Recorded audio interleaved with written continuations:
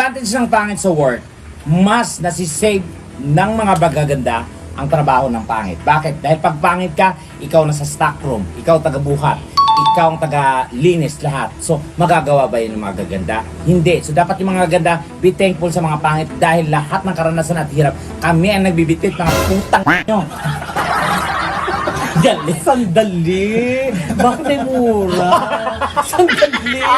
Igigil ako eh. Totoo yan. Di ba kung sino yung pangit yun yung utusan eh? Totoo. Oo. Yung pangit na... Kasi magaganda. Hello sir. Yung ganun ang display pero ididiwan. Kami yung hirap na hirap. Ang init-init sa loob. Minsan mo yung bisita ka, utos, hindi mo empleyado dito. Utos ka na, ipaserok mo nga ito, hindi mo empleyado. Oo. Tapos yung sahod, mas mababa pa sa amin. Dapat ganun pantay na to. Punyeta, ka-display lang kayo. Ang mahal-mahal ng sahod. Kami hirap na hirap dun sa stockroom, mga gap. Yung ang gagamit nyo kami ang pinagbubuntunan ng mga boss. Kasi hindi kayo pagbuntunan na maganda kayo. Kami ang nag-a-absorb ng galit ng mga boss.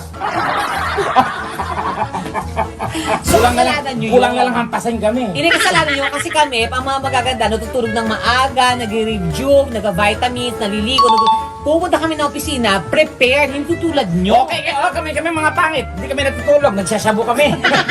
Nagnanakaw, nagsusugal, ano ba?